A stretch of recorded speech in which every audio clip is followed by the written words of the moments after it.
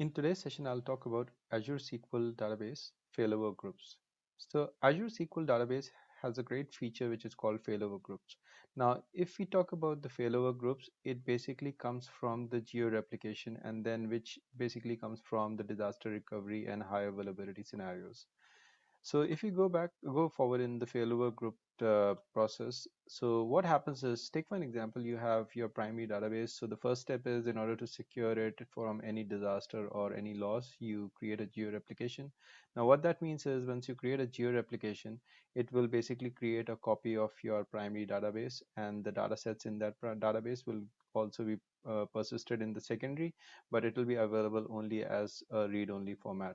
So this I've already covered in my previous session on the geo replication, and I have talked in detail about the geo replication and the secondary database and how you can leverage it. So the link for that session is available in the description. Now, in this session, I want to take to the next level and how we can leverage the geo replication and then also have a automated failover so that we do not have a downtime in a situation of disaster or catastrophe. What that means is, take for an example, if there is an earthquake or if your data center burns out for the primary database, then in that case, in a conventional world, what will happen is you will have to bring down your application, update the configurations, and then you'll have to point them all to the secondary instance so that they can start communicating and start processing the request. But this is a cumbersome process, and also it also needs a window in order to accomplish this transfer from primary to secondary. But if we have an automated scenario where if the failover happens and your primary goes down because of any of the reason, then in that case your secondary will be automatically triggered, and then all the requests going to the primary from the application will automatically route to the secondary. So this all has been provided off the shelf into the Azure SQL service, and then in the service you can provision all these failover options, and then you can configure your transition from primary to secondary, and all that becomes quite seamless. So I'll just show you the real implementation because that will make more sense and will bring in a better understanding. So let me go to the portal Azure. So what you're seeing on the screen is I have created two databases. So my primary database is Azure SQL SRV primary, and my secondary database server is Azure SQL SRV secondary. And both of these servers have one database.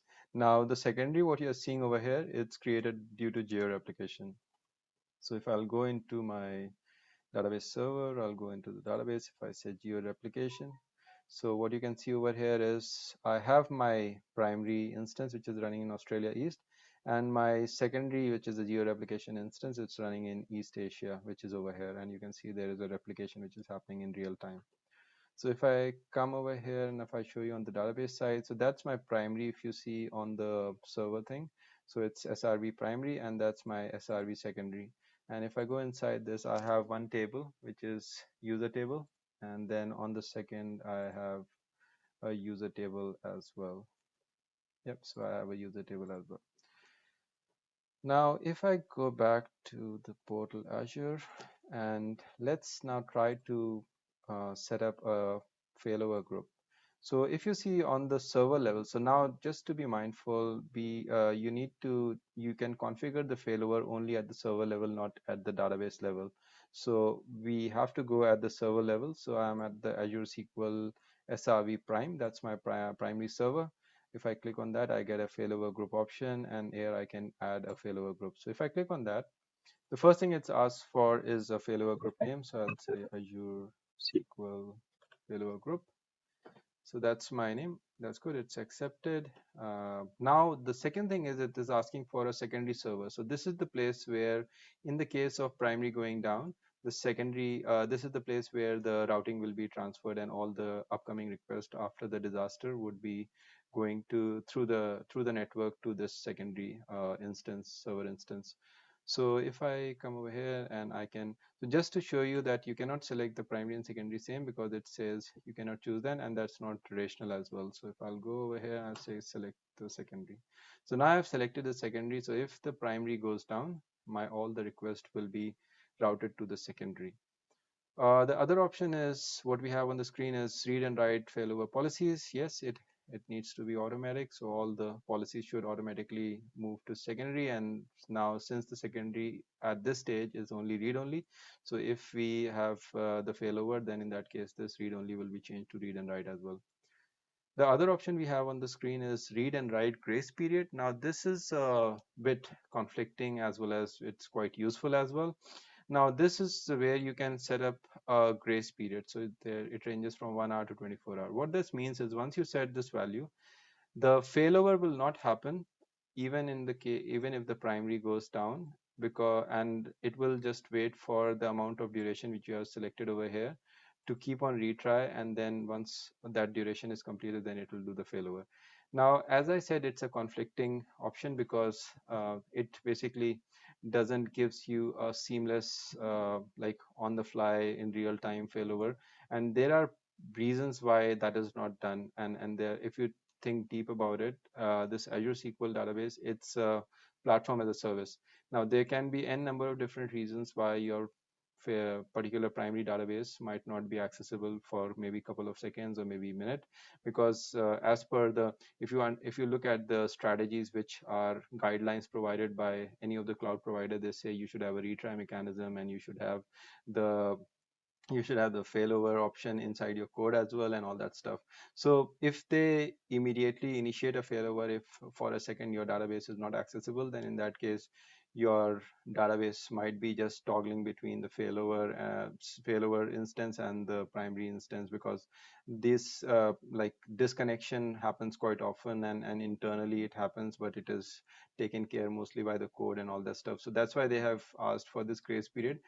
If I would be setting this up, I would have said that I should have a smaller window. Instead of having a 1 hour, which is quite a wide window, I should have at least maybe maximum of like at least 10 minutes, or maybe less than that, 5 minutes or 10 minutes. That would have been a good option, to have the grace period of 5 minutes. If nothing is working, then it automatically switches to the secondary. But at this stage we have a R level window, and we have to live with that. That's fine.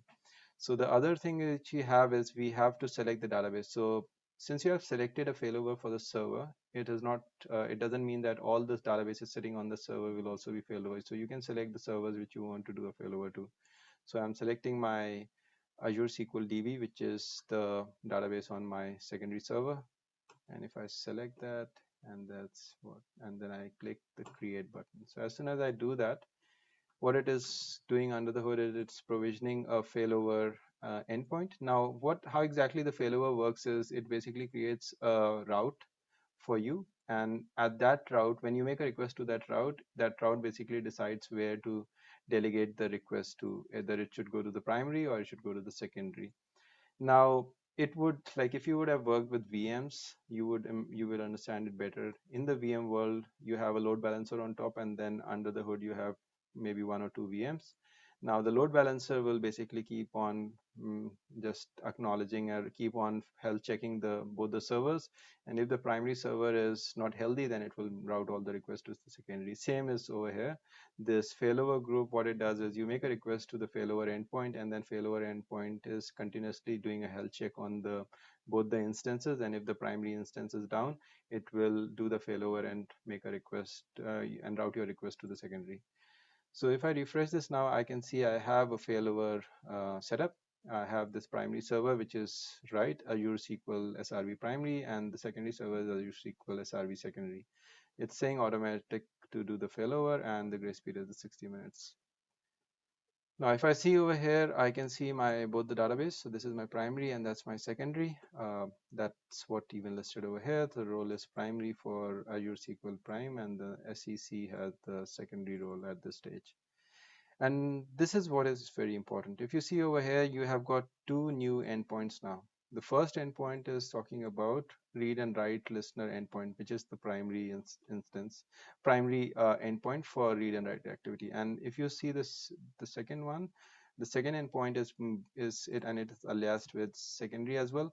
Now this is where you can only do the reads, so it is going to point to the secondary. So let's connect to these endpoints. So if I come over here, and if I say, let me just change. Yep. So the good part is anything which you have configured on the credential side will still remain the same, because under the hood, this endpoint is doing nothing, just routing your request to the relevant primary database. Because it's a primary endpoint, it is pointing to the primary database. So whatever username and password you're using for your primary will be the same username and password which you will use for this failover group endpoint. So if I connect to that, uh, hopefully it should connect. Let me see. Yeah. Okay.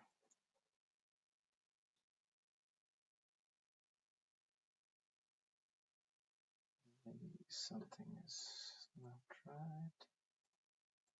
Let me copy this. Hopefully there are no spaces which I've copied. Okay, so let's, yep, that's good. So I have copied that.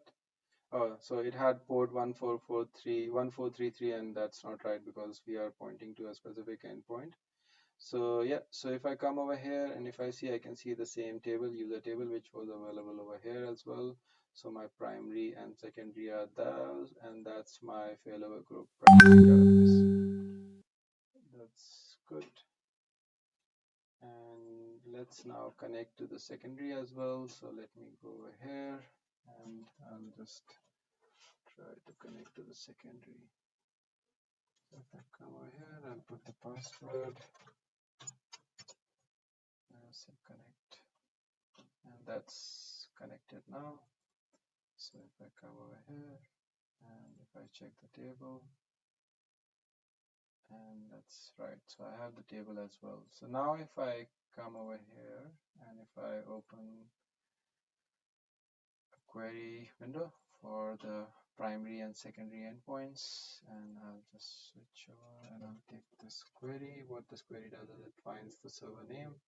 So because we are connecting to a specific endpoint, so if I highlight the query window, so you can see it's connected to Azure SQL FG, which is our primary read and write, and this is connected to Azure SQL FG secondary. So that's only the read instance. Now if endpoint. So now if I run this, because it is connected to FG, which is our primary endpoint, it should point to the primary database.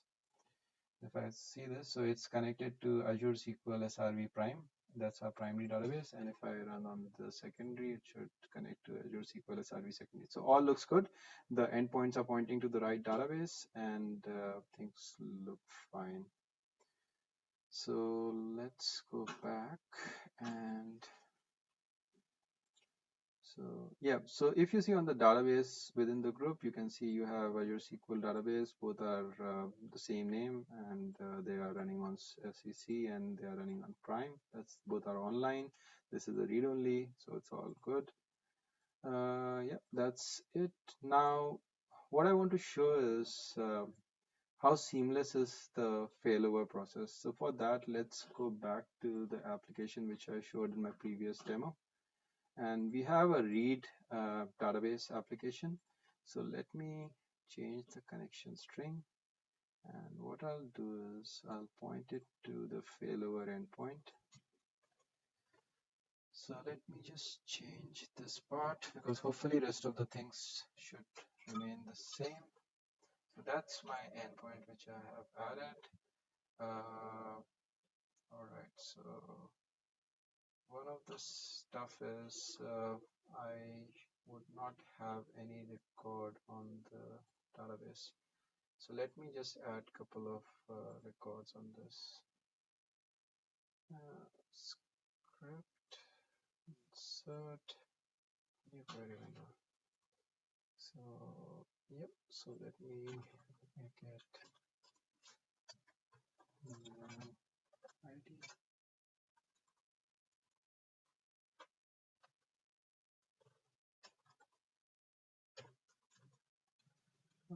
Yep, new ID, and name should be, let's get a self.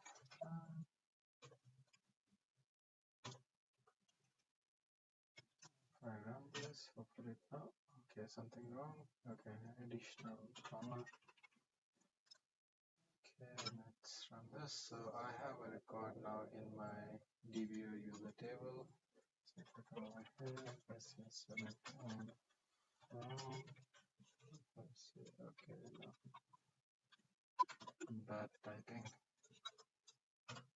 So I have a record and that's all good. So this is my primary, and what I'll do is I'll see if the data has been replicated in the secondary. So that's my primary. This okay. I've not selected the database. So now the database is selected. Let's run this. We have in the primary and sorry, that was secondary, and this is primary. So let's run this in the primary as well. And we run this and we have the data. So all looks good. Data is all set. And yeah, so what I'll do is better I'll put a breakpoint to not do a wild west sort of run. So let me run this. That should basically open the read application. Okay, so it's trying to do that up front. I have the query. It says it wants to get all the users. It tries to connect, and yeah, that's good. It has not done the connection. That's bad. Cannot open failover group. Request by the login failed. Okay, what's wrong in the login then? Maybe the database name. Yeah, that's right. So the database name is not right. Let me update that and let me rerun this. Stop.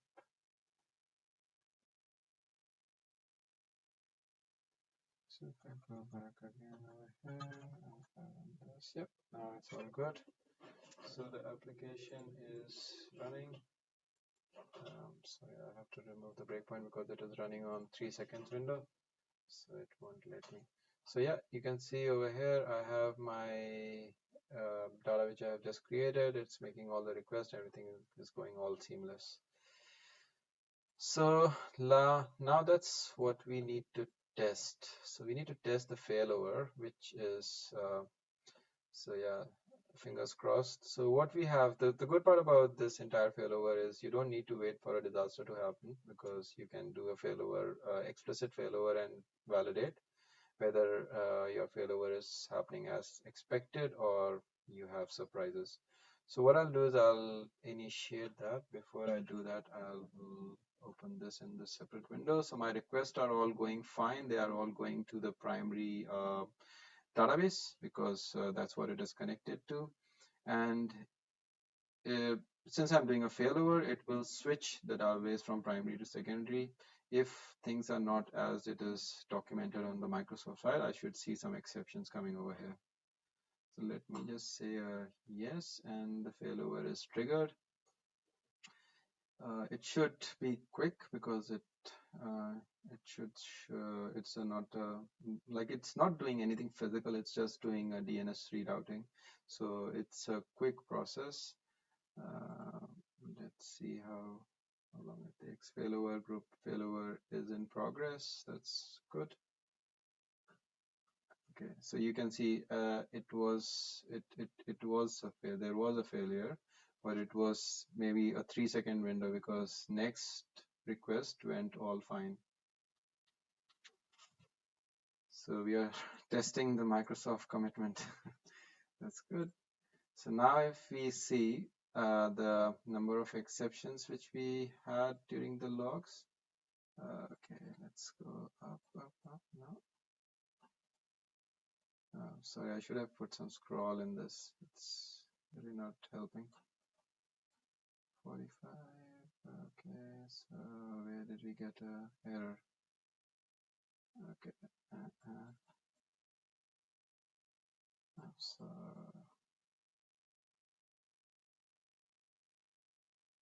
yep, that's the one where we had the error. So all right, so we had an error, but it was within a 3-second window during the DNS reroute. Now let's check what has happened under the hood. So let's go first to the failover group. And now what you can see is this is the server. So you can see our primary has changed to srvsec. So that's the primary. And the secondary is now srv prime. So that's our primary. So it's switched. Yeah, so for the databases, yeah, obviously primary it's saying server is sec, and the secondary it's saying server is prime. I think so. The best way to validate this is to go back into the SQL Server Management Studio, and we are still connected to the endpoint. So this is our FQ, which is the primary endpoint, and this is the fq.second, which is our secondary endpoint. So let's run this, and initially we were getting the prime and second for prime and second, but over here we should get the switch on version. So now, in spite of connected to the fq, which is the primary endpoint, I am accessing the secondary database sec. And if I go to the secondary endpoint, and if I run this, I am now accessing the primary database. So the toggle has happened, the switch happened, and I think the best part about validation was we found there was an error, but yeah, it was just maybe a 3-second window when it failed. So yeah, I think so. It's very nominal if we are looking at the switchover process, and yeah, you can get a seamless experience out of this. So this was all about the failover group and switchovers. And as I said, we have a primary and secondary endpoint. So we still do not lose the secondary instance at any point of time. You can get a read-only experience from that. And so the benefit, if you look at this, is that when in a real world scenario, if you're using your database connection string with your database name and the database details, server details in your connection string, you might, if it is a single application and it's a greenfield, it's not that bad because you can go and update it. But consider a scenario where you have a lot of integrations, you have link servers running on this, you have integration system like SSIS packages, data factories, or you might have other external consumers who are consuming these databases. Then in that case, you are looking about changing maybe number of different locations, and that might be a really hefty job, and you might have a real serious downtime window. So considering this endpoint way of failover endpoint process, it makes it quite seamless, and now you do not need to bother of going and changing at n number of places because the failover will automatically handle all that for you. So yeah, so this is a great feature. I would say highly recommend to for everyone to have a play around this and see, because in your day in day out activities with Azure SQL, if you are looking at the production side of things, this will be really vital and really helpful. So yeah, hopefully you enjoyed the video, and keep a watch. I'll keep on posting new features from Azure and different other Azure services. Thanks a lot for watching.